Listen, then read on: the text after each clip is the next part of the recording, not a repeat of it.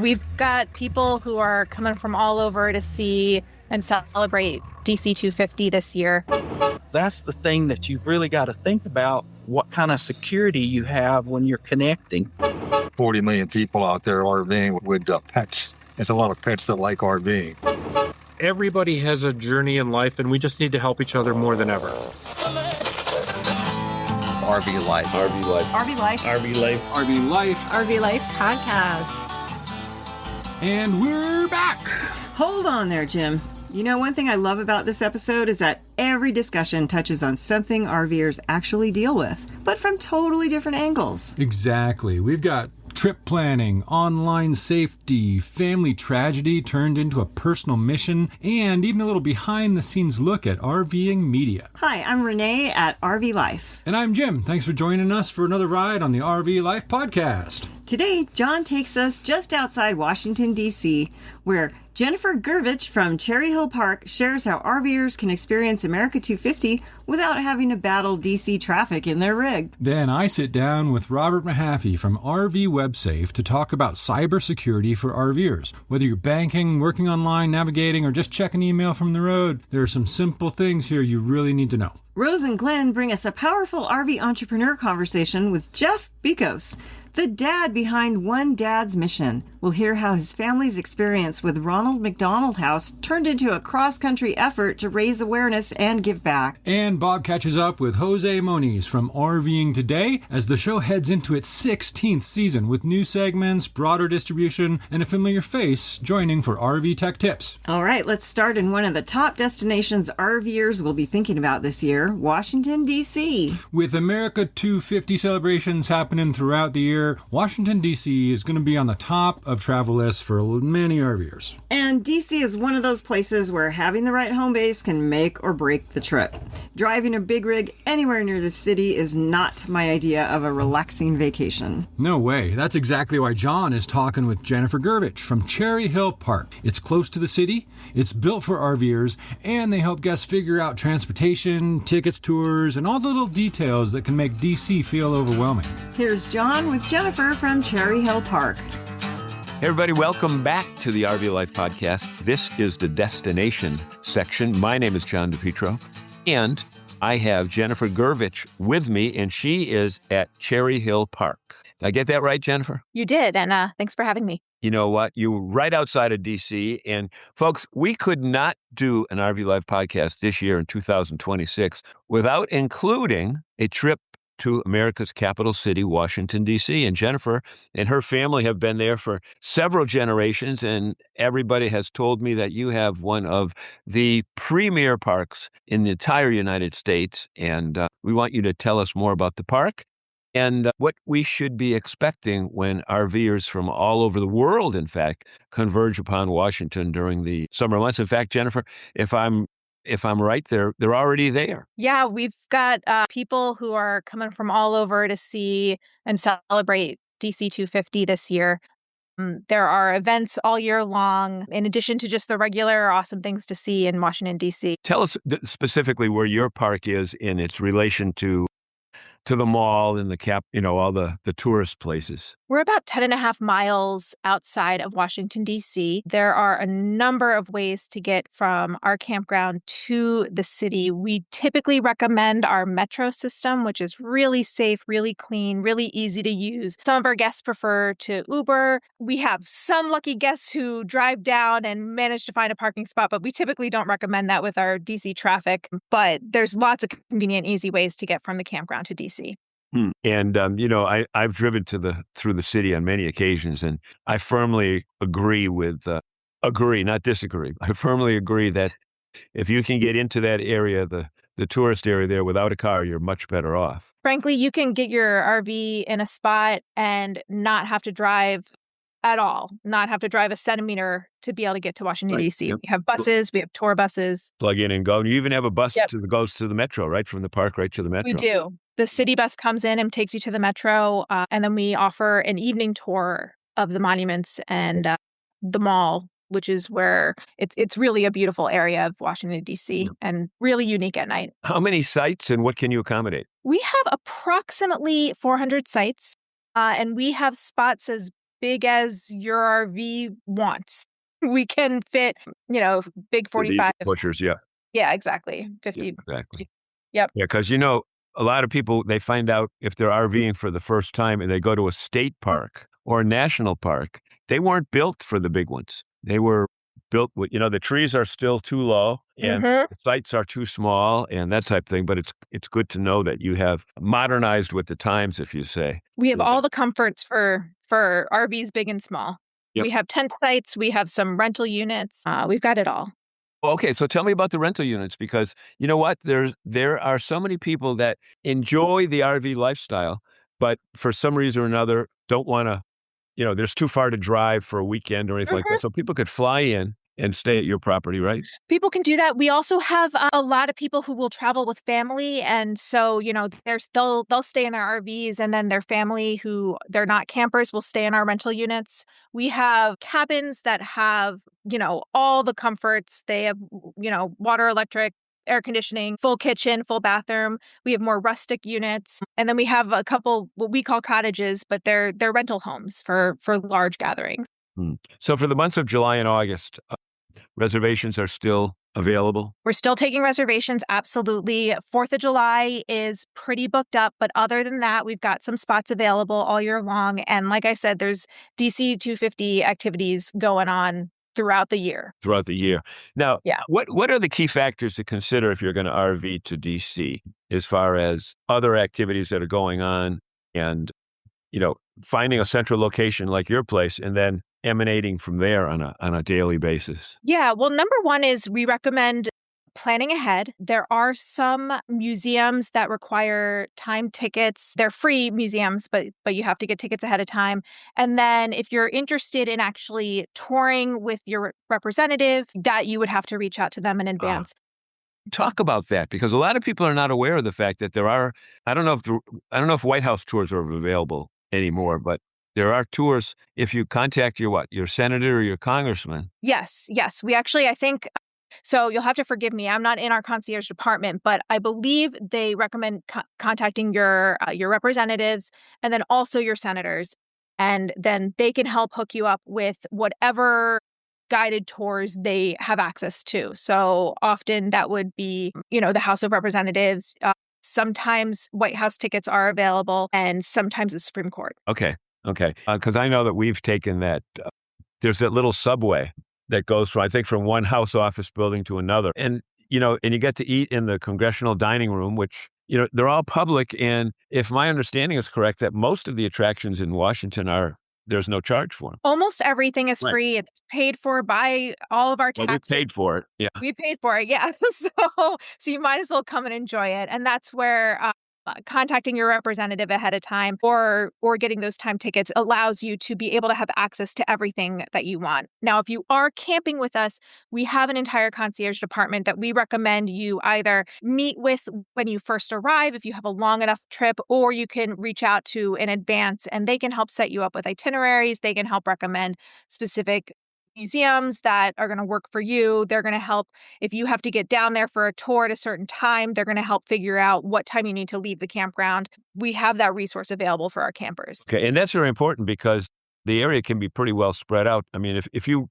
want to go to the Air and Space Museum, there's one downtown in the mall, but the other one where the big stuff is, the Concorde jet and et cetera, they're out at Dulles Airport. That's a really good point. And that's not even to mention the other great cities nearby. There's Annapolis, there's Baltimore, there's, all sorts of things you can see in the area. Are you seeing an uptick in foreign visitors this year? Of course, no, that's hard for I'm you to actually tell because not. they're not bringing their unit in. They're No, but they renting are one. renting. But we have some groups that come every year. We have a couple groups that come from France. We have a couple groups that come from, sort of like caravan type style. And I would say this year over last year, yeah, we have seen a little bit of an uptick. Mm. If you were to talk to a family and tell them who've never been to DC, these are 3 top attractions that you don't come unless you're going to go to these places. Jennifer, what would you tell? Okay, you're going to ask any DC person and they're going to give you 3 different spots. So these are mine. I would say the Air and Space Museum, because I'm a science nerd. Okay. I would say Both air and space or one over the other? I like the one in DC. Okay. I like the one in DC. I'd rather see the rockets that, went up to space than to see a cool airplane. And then I would say the American History Museum is really, really great. And then I would say, I can't pick between the monuments. All the monuments, I would say the monuments surrounding the tidal basin are all wonderful. Just going down to the mall, walking around and seeing the monuments. So if all you had was one day, I recommend walking around, seeing the monuments, making sure you have access to the Air and Space Museum, and then the American History Museum. Yeah. And then some people definitely want to get over to Arlington or... Yes. Of course, Arlington's amazing. There's also Mount Vernon is really cool. That's another day trip away. There's the African American History Museum is amazing. You could spend 2-3 weeks here and not get to see it all. So you kind of have to just pick and choose what's most important to you. Yeah. Now, coming in July or August, talk about what kind of weather should people expect? Hot. You should expect hot and steamy. I recommend t-shirts, lots of sunscreen, hats, because you are going to do a lot of walking in DC. No matter how you get from here to there, you will be doing a lot of walking. So we want to thank you so much. Our time goes by so fast, but if people want to find out more about your park, what is the website that they can find out more? Our website is www.cherryhillpark.com. And you can also check out dc250.us for special events in the area to figure out what's going on during the time you want to visit. Jennifer, we want to thank you so much for taking time from your busy day. A lot of people don't realize that, when you run an RV park, you don't just walk around and say hello to people. There's a lot of things that you have to do and unexpected tasks here and there. And we want to thank you so much for making time to visit with us here on the RV Life Podcast. My name is John DePietro, and we want to thank you for being with us today. Thank you for having me. I really like how Jennifer points out that you can park the RV and not move it again. That's a huge win for a city like DC. Yeah, and I also appreciated her reminder that so many of the museums and monuments are free, but some still require timed tickets for advanced planning. That concierge help sounds really valuable too, especially if you're trying to fit in museums, monuments, tours, and transportation without wasting half the day figuring it out. Now, speaking of things RVers need to plan for, our next segment is about something that's easy to ignore until something goes wrong. We talk a lot about safe towing, safe camping, and safe travel, but online safety is an increasingly important part of the RV life now. Absolutely. We bank from the road, we book sites online, check maps, and work remotely, and many RVers are using campground Wi-Fi too. That's why I'm glad I had this chat with Robert Mahaffey. He has a background in law enforcement, computer crime investigations, and cybersecurity in the banking industry, and he created RV WebSafe to help RVers understand the risks and protect themselves without making it all sound impossible. Here's Jim with Robert Mahaffey from RV WebSafe. Welcome, Robert. Thanks so much for talking with us today. Thank you, Jim, for inviting me to your RV Life podcast. I appreciate the opportunity to be on here with you. Ditto. We totally appreciate what you're doing for people out there. And I understand you have extensive experience in cybersecurity and law enforcement and banking, but tell us a bit about your own RV life and why you decided to start helping RVers protect themselves in this always online world. Well, one of the things I saw that there was a gap out there when I would go to RV rallies and they would talk about repairing the RV, doing other things, good trips and all this. And so being with my background, I just thought that there was a lot lacking out there that was available to RVers because you're traveling across the United States and, you've developed a reliance on connecting to the internet for banking, communication, mapping, GPS, shopping. We're even working remotely, online school. I mean, I can go on. There's several things that RVers do while they're on the road. So, online safety, it's something that everyone and all RVers should be thinking about. Most of us, especially those of us working from the road, we bring our own internet access, so we have some sort of Wi-Fi of our own.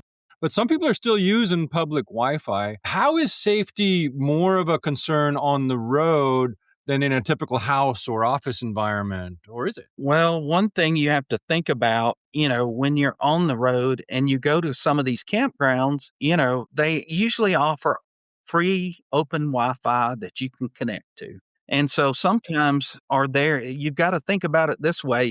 Are their security concerns the same as yours? Do they still have the old default password on the router? And then, that's the thing that you've really got to think about what kind of security you have when you're connecting. And a lot of that has to do with your ability to make that connection. And, I know that now with Starlink, it offers such a great opportunity. And you don't have to worry about if you're out boondocking Right? and you want to make that connection because you don't have to worry about a dead spot with Starlink. Sure. Usually you can make that connection. All right. So we're talking about safety a lot, but what kind of online safety issues or concerns do you see most often RVers running into? Is it usually scams or hacking, or what's really at risk when you go online these days? The best Well, and worst cases. all right. So one of the worst cases is identity theft. You've Hmm. gotten a text message from your bank that something's happened to your banking account. So how do you rectify that? So you don't want to click on the link. I recommend that you Hmm. don't click on the link in the text or call the number that's in the text. You take a little more precaution. I Yeah, mean, sure. that's one of the things that you really need to think about. And then if there is something connected to the internet that you need to report, one of the things that I've done on my website is I put resources in there, links that'll help you do an online reporting that'll benefit you. And then because you travel across the United States and your bank may be in another state, how are you going to interact with that bank to get the proper reporting? And a lot of banks will require you to sign an affidavit.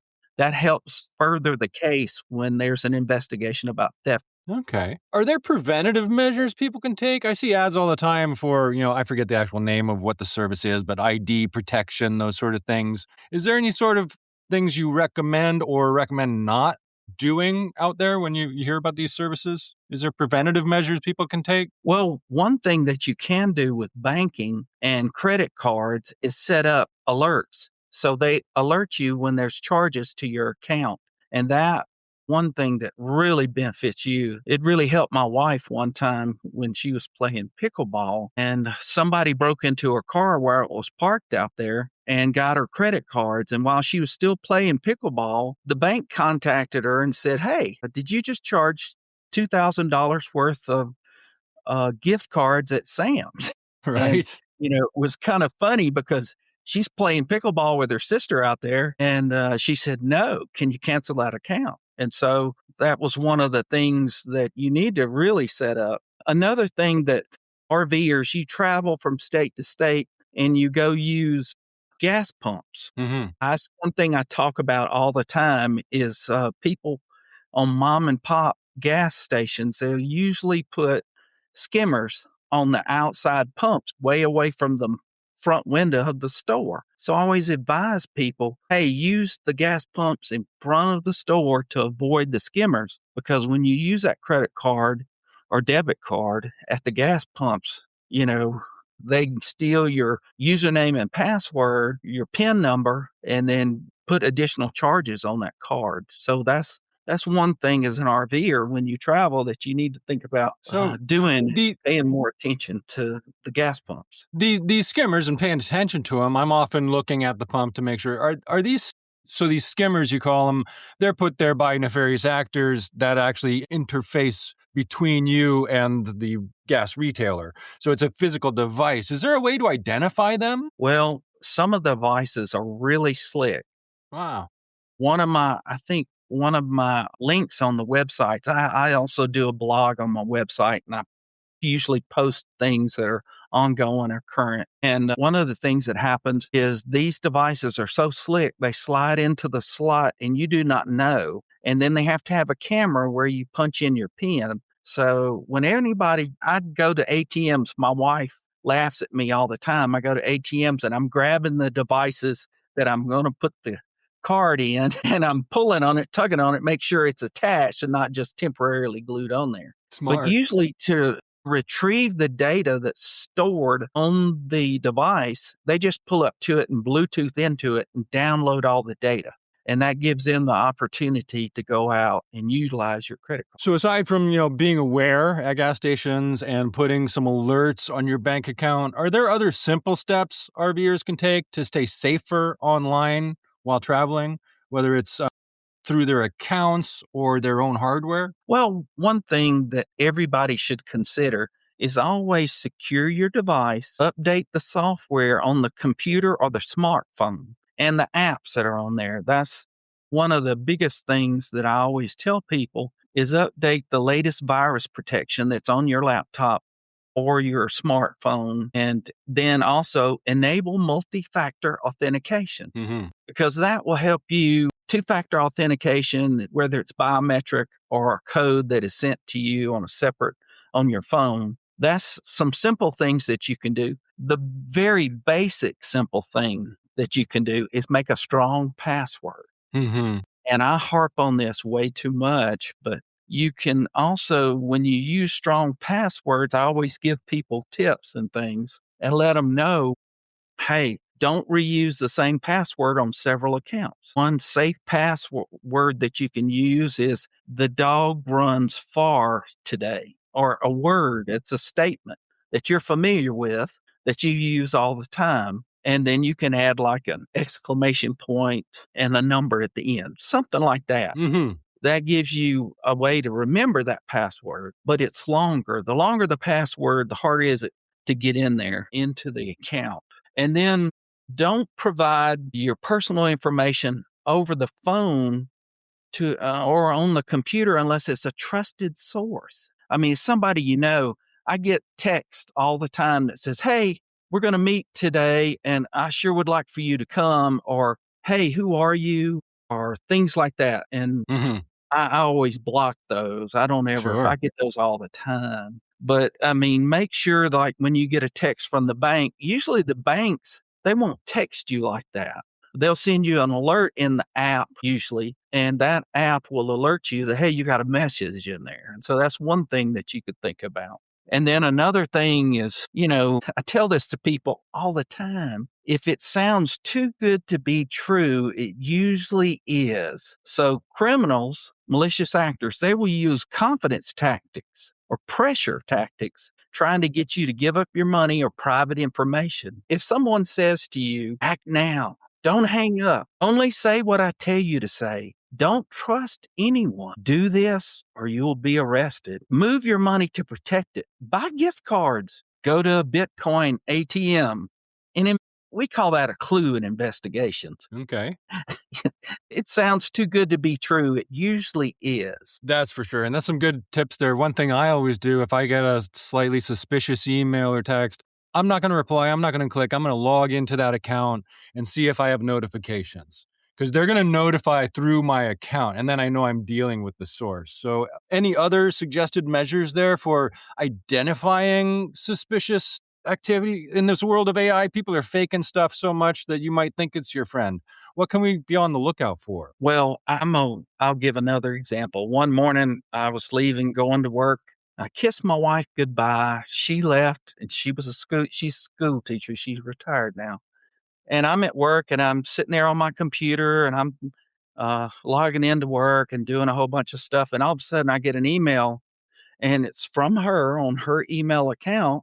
And it said, hey, I am trapped, and I can't get out of London, England. Can you send me $2,500? So I had to call my wife and tell her, hey, you need to reset your password on your account because somebody has accessed your account. They've gotten your password somehow. They've hacked Yahoo or whatever account it was. And you need to reset your password and then look in your send folder and see who all got that message and then alert them that this is all fake. It's about being aware of these things. But I wonder, are there ways that RV travel or remote work changes online security compared to being at home with your wired router?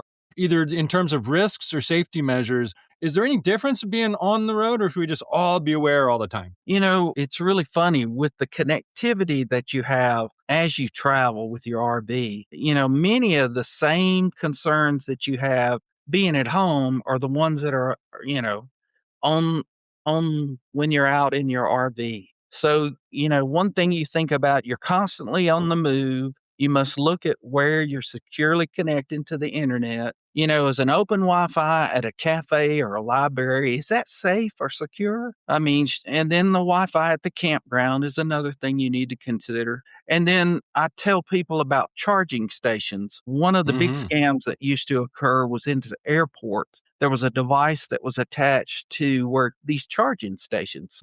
I'm real apprehensive when I travel someplace and I'm going to connect my device to an open charging station. And one thing about working online is, are you meeting the internet security requirements for your company? That's one thing you want to think about. And have you updated your software on your computer to make sure that you're up to date with all the latest and greatest security measures that are out there and the security updates? And like if you're an independent business owner, say you work out of your RV and you're a YouTuber or something like that, is your work product and communications backed up?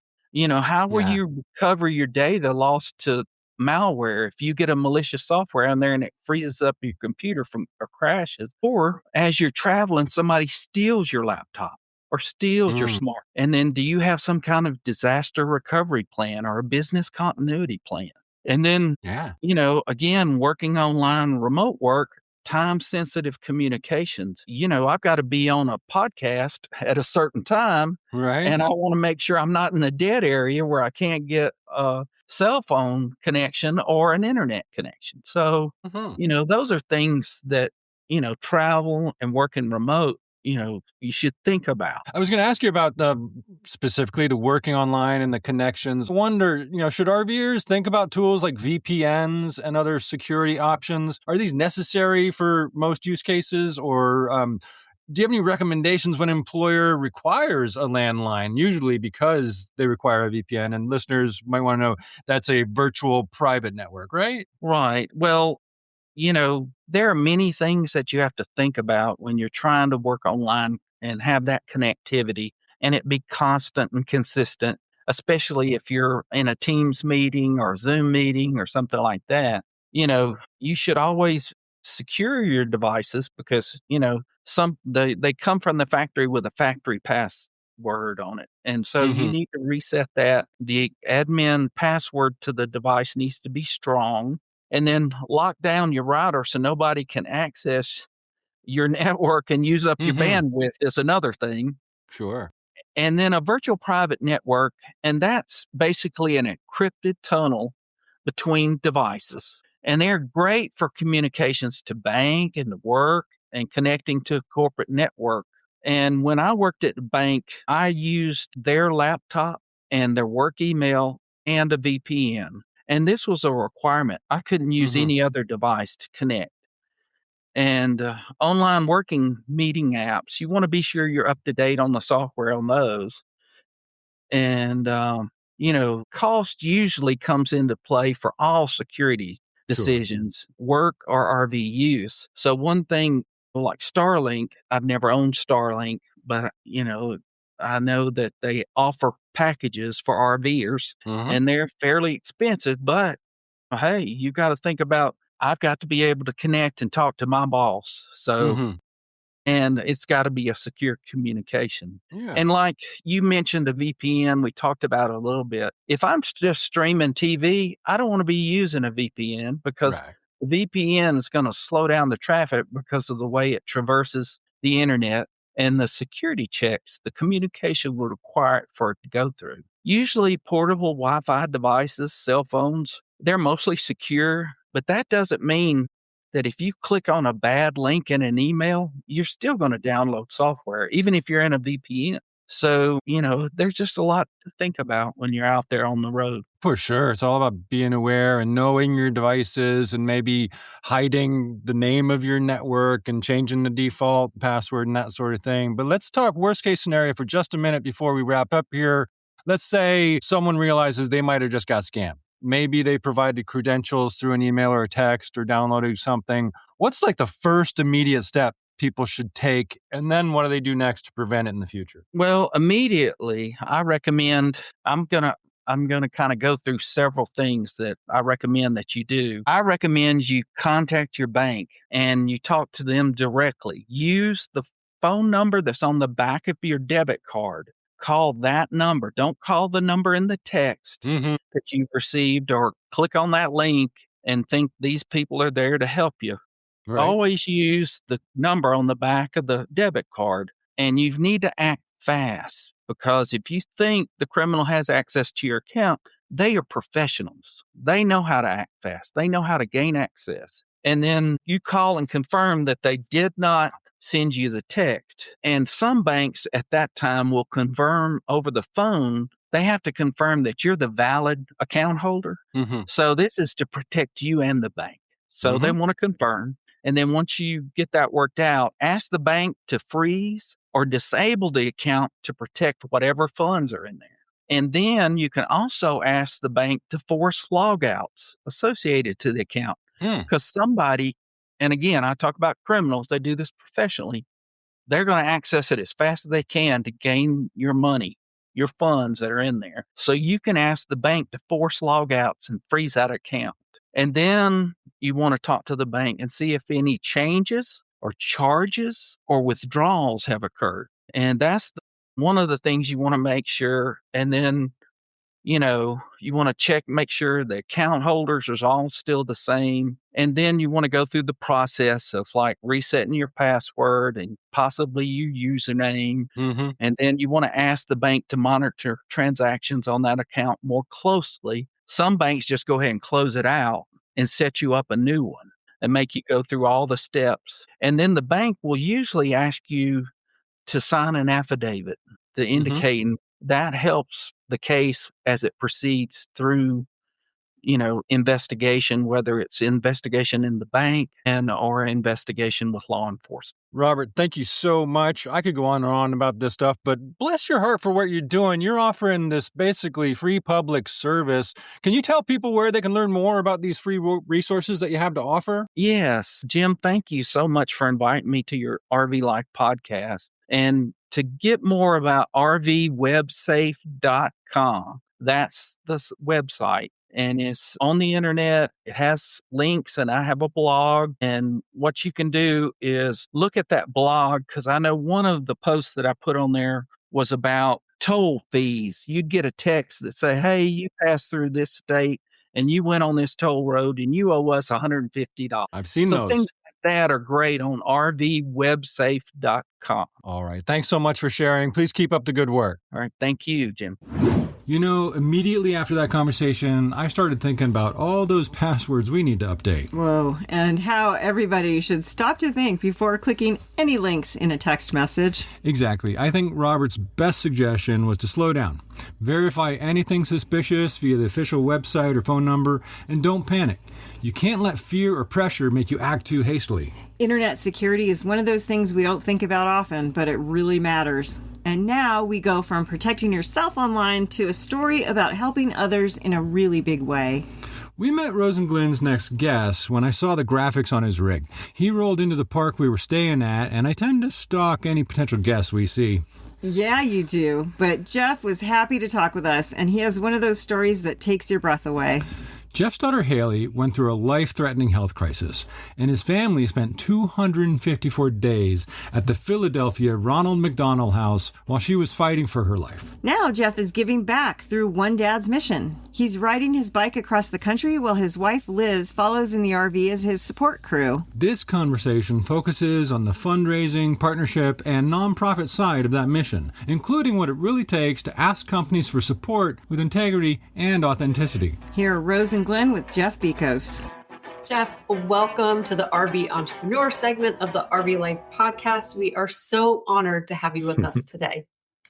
Well, it's so great to be here, Rose and Glenn. Can't wait to talk about our journey. Yes, your story is incredibly powerful because it's not only about overcoming an unimaginable family crisis, but also about turning that experience into a mission that's now impacting families all across the country through One Dad's Mission. And this ties into RVing because your wife drives your RV while you bike across the country. And so you have that with you all the time, which is awesome. Yep. Yeah, no, it's been a fantastic experience. And Liz, my co-pilot, and as she's taken the title of Chief Hydration Officer, she keeps me fed and filled with electrolytes so I can bike as many miles as I can. When you say as many miles as you can, how many are you averaging per day? My goal is to do 65 to 100 six days a week. Oh, wow. Wow. Yeah. Yeah, you need a rest day in there for sure. Right, exactly. Well, speaking of 6 days a week, this particular segment that we're focusing on is going to be about your fundraising and the sales part of keeping One Dad's Mission going. So maybe you can fill us in on the background of how this all started. Sure. So it all started on July 5th, 2013, when our 13-year-old daughter, Haley, came down for breakfast. And within 15 seconds, she stopped talking. And that led to us taking her to our local hospital where she had her first seizure. That ultimately led her down to Children's Hospital of Philadelphia the next morning. She had 2 more grand mal seizures the following day. 2 days later, she stopped breathing. And then the following week, she fell into a coma for 4 months. And during that time, our lives were turned upside down, and we lived at the Philadelphia Ronald McDonald House for 254 days while Haley was fighting for her life. And it's an organization that is committed to keeping families close.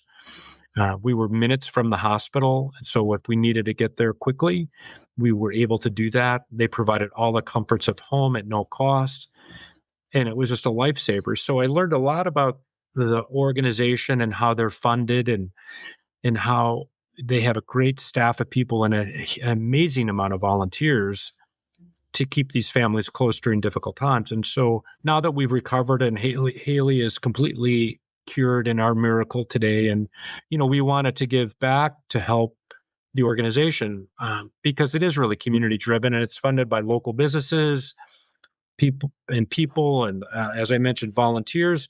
But also the local McDonald's owner operators are good partners, but they're small business people and they can only do so much. And so this is our mission about giving back and, sharing our story and sharing our story to other companies on how they can help through either coming down and cooking dinners for the families or providing in-kind donations, and certainly monetary donations, I think are really critical. So it's been just a terrific experience. So before we hit record, we were talking a little bit about your background, and you mentioned that you do pharmaceutical sales. How has that background in sales helped you build these partnerships and raise funds for this cause? Well, I think I've been blessed to have a great network of friends that have been in the retail pharmacy business for a long, long time. And they followed our story and they knew the challenges that we had. And as they learned more about the organization and how they're funded, they were really willing to step up to help support the organization because they didn't know in many cases. They thought it was all funded by a different source. And once they found out that it was community driven, a lot of these retail pharmacies and manufacturers were really interested in learning more about what the houses do for families. And once they visited a house in their local community, they got really excited to see why I'm so passionate about giving back and trying to raise awareness in funding for the house, their local house. Wow. You connected you made a very important connection here. Yep. Yeah. I mean, and as we've talked about earlier, everybody has a journey in life and we just need to help each other more than ever. I mean, we're passionate about the Ronald McDonald Houses, but there could be food shelters, homeless shelters, women's shelters, whatever in your community that let's just get out there and help. Our lives changed in 15 seconds. So life is fragile. We didn't plan on this at all. And, I just feel very compassionate about giving back and helping our fellow human. Excellent. More people need to think that way. True. Oh, absolutely. Absolutely. But it takes real help from big organizations, not just people stepping up, because there's always, we need money to do this. Yep. And you mentioned before we hit record, that you also have a few other big sponsors, which leads me to that question of, it's easy when we all say, oh, I'm just going to go out and have somebody sponsor me to do this. No, it's not easy. How do you actually present these companies with your situation, your organization, One Dad's mission, and how do you ask for money? Yeah. I think it's all about authenticity. I'm not trying to, sell something. I mean, I'm just saying, hey, look, life is fragile.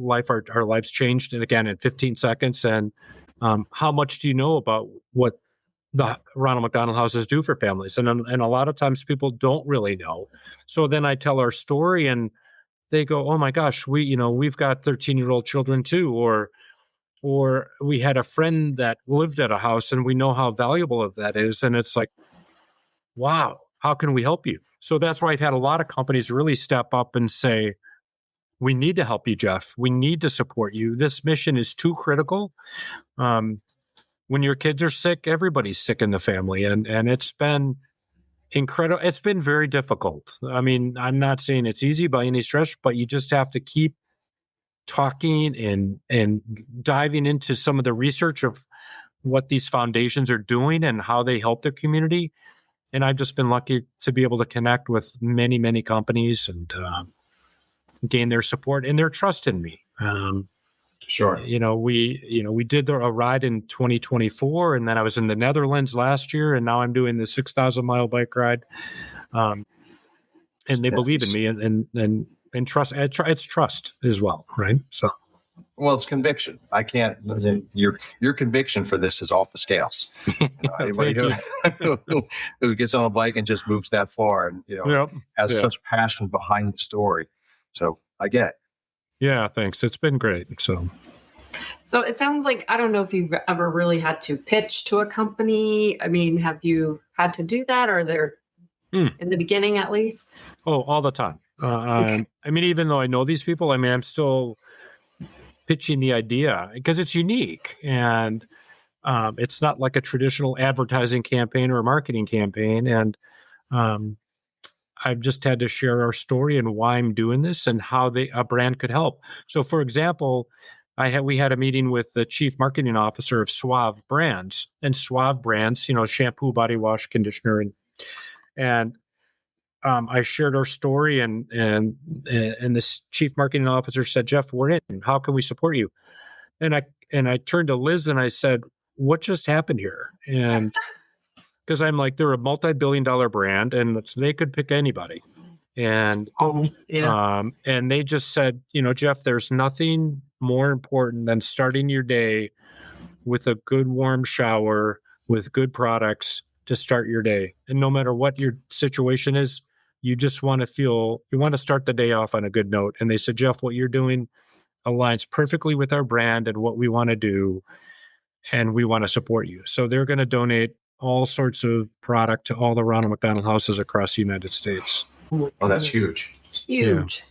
Yeah, it's pretty exciting. So, you just have to be passionate about what you want to do and just be honest and true and truthful to everybody. Integrity. Integrity. It's the one thing that we have in our life, right? Is our own integrity. So, and people see that. People see integrity can live in your brain rent free, and you can pass it along. So exactly. Your background is corporate, and now you're heavily involved in nonprofit.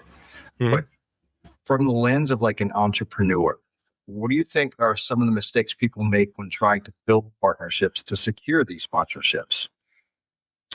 I think sometimes people overpromise what they can deliver, and then I think companies get let down with the lack of commitment in what is initially said. And sometimes it's just good to say no. No, I can't do that.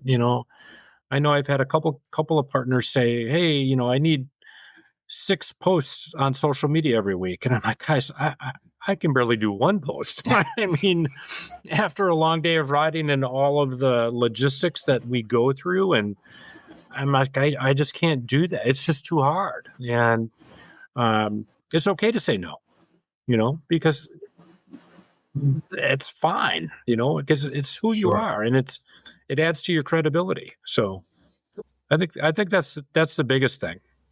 Yeah, if you say yes to too many things, you're definitely complicated your life, right? Absolutely. Yes. We've had the discussion on this podcast before, and my suggestion when dealing with some of these companies is promise them a donkey, but give them a unicorn. Right, exactly. And you put a lot less pressure on yourself too. Because, I mean, if I was thinking about riding all these miles every day and then, doing 25 podcasts or social media posts every night, I mean, I wouldn't be able to ride, so. Right. Yeah. Stick with the main mission. You have a goal. You're raising money for a very, very good organization. So you need to do what is within your wheelhouse and can be done without you killing yourself, basically. Right. Exactly. And speaking kind of about growing this mission, how important has consistency and follow-up been? Oh, that's really vital. I think one of the things that we found back in 2024 and even to today's ride is that consumers, while Liz will be 15 to 20 miles ahead of me and I catch up to her, but when she stopped on the side of the road in our motorhome, people will come up to her and say, what is this shine a little kindness thing? What is this all about? And so Liz will share our story a little bit, and people have given us hundreds of dollars to donate to their local Ronald McDonald House. And I think the critical thing then is Liz gets their email address and we send them a thank you note, and this is where your monies went to, and just that thank you is so important. I mean, it's the little thing, and it doesn't matter if it's $25 or $500. I think it's just important to recognize people for their kindness and thank you. Yes, I agree. 110%. And that's old school. The way it used to be when you actually sent a thank you card. Handwritten. It's real. Yeah, it means exactly. something. Yeah, and it's not hard. It doesn't take a lot of time. So for someone listening who is trying to grow a nonprofit, startup, or personal brand, what advice would you give them? That's a very shoot from the hip question. But you've really done. You've accomplished a great deal, more than so many people who talk about doing something like this. I think authenticity is critical. I think people get turned off with somebody trying to be a fast talker and somewhat unrealistic in expectations. I think just be yourself, be honest, honor your commitments, try not to overcommit, as we talked about before. Make sure you're communicating with them all the time so they know where you are in your journey and how you're progressing.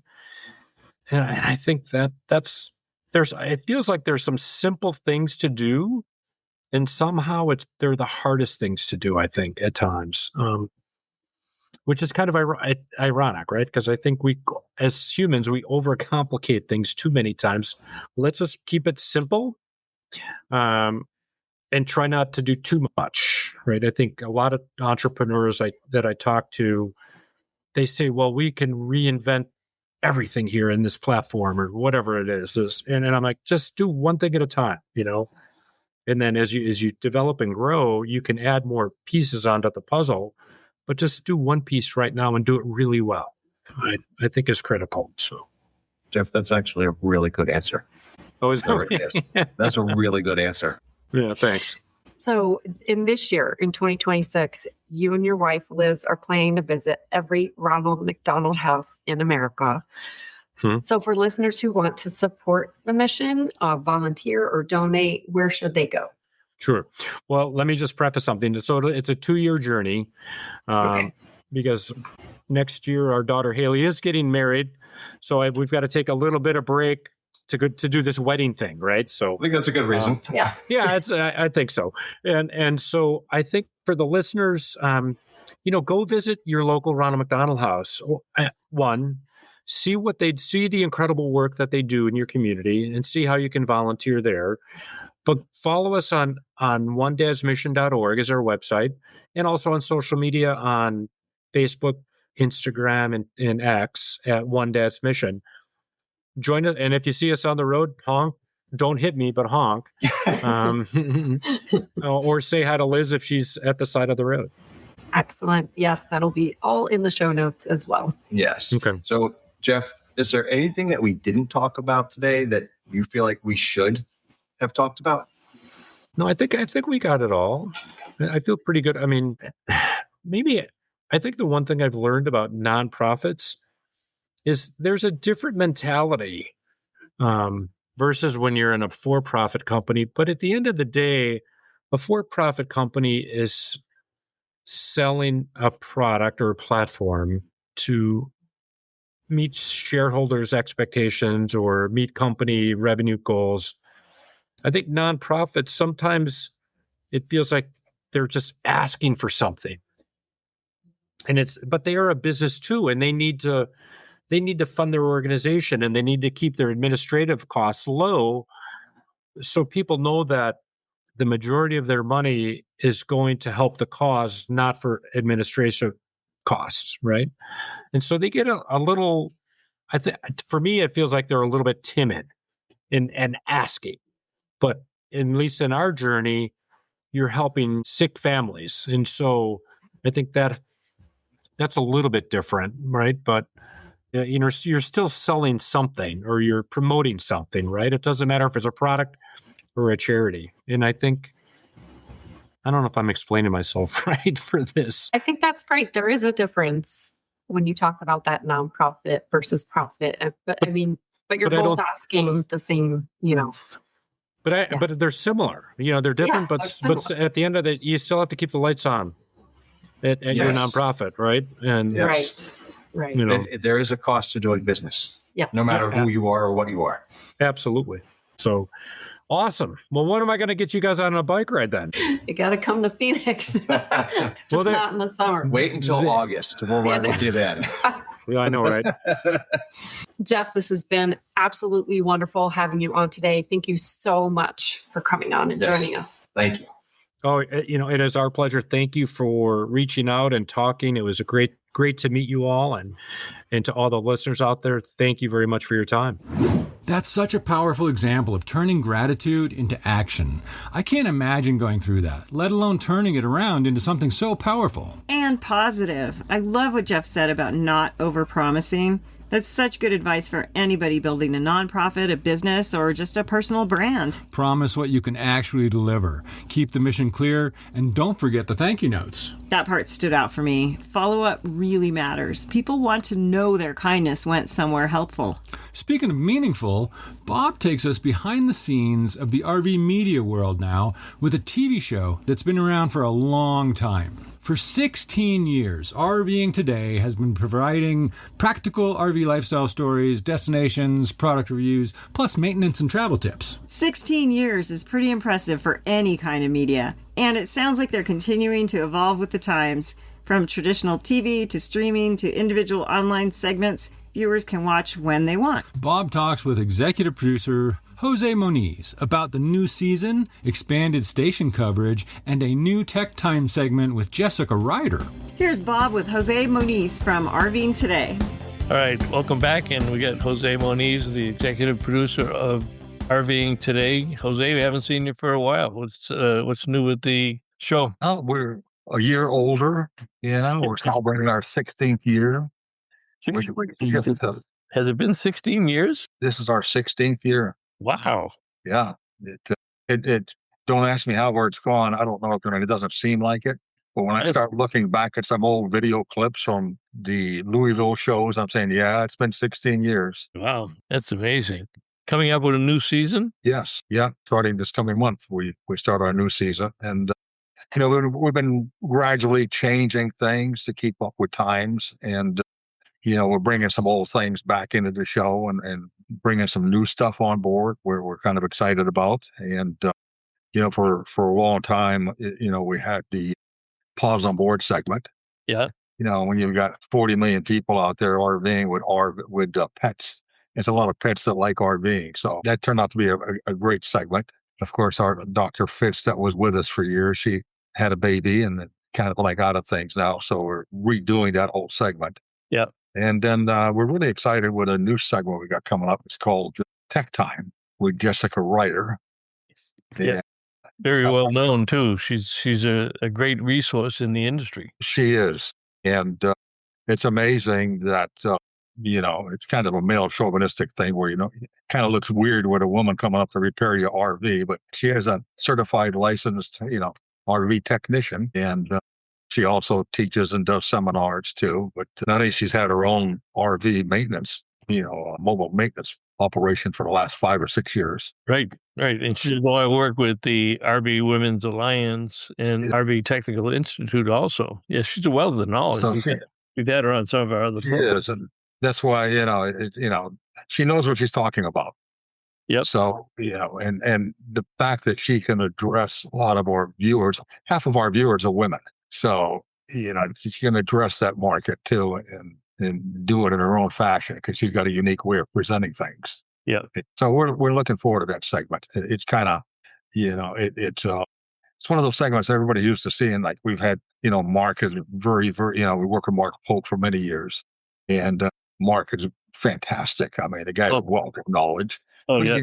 He's a male, and we've had other techs on there that are males, but now when we have a female on, it's going to be kind of a unique thing for us. Well, that's, when you look at the RV landscape in terms of television programs, you're probably the longest running one out there. And what does the landscape look like now in terms of the networks and the stations? Because I know you get the whole country covered, but every time I turn around, you get another press release with more stations coming in.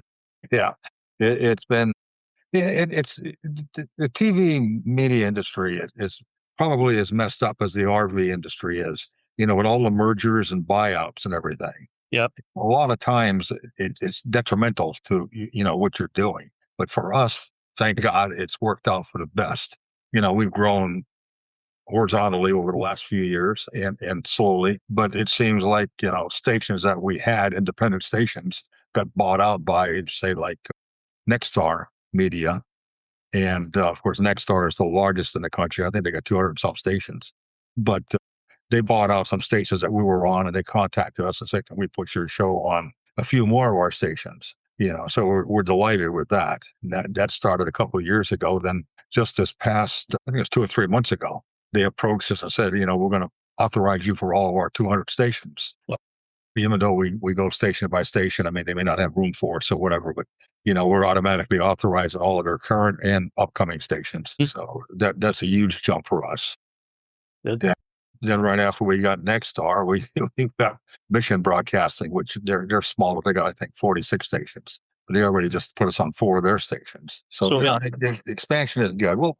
We'll be reaching a little over 40 million homes by the end of the year. Okay, so you're, with addition to the television stations, you also have the archives and also the present shows on your webpage, right? Right, we do. And again, 16 years, we've got a lot of shows, but yeah, we've been cutting it down.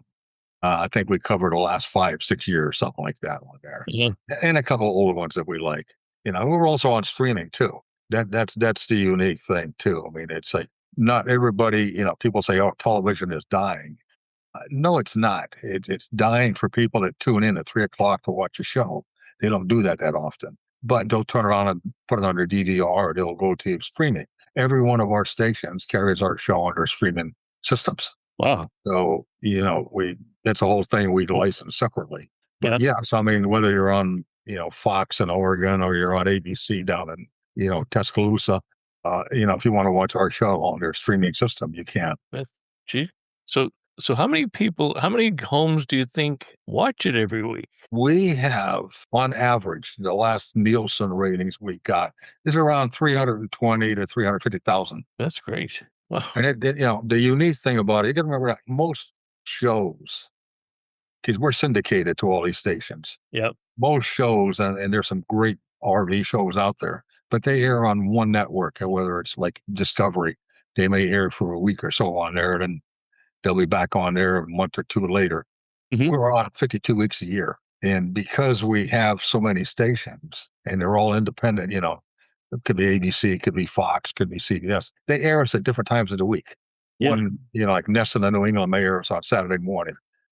Cox Sports down in Louisiana will air us on Sunday afternoon. So right now, if you took all our stations, we air on an average 25 times a week. Well, now So all the stations, somewhere in the country. yeah, and all the stations, you have them all listed on the website also, right? Yeah, the new ones we're still adding on. What we got to do is, because it's changing so often now, is we're completely redoing our website some, but that where to watch us page is being upgraded over the next 2 weeks. Like I say, we just added 4 stations last week.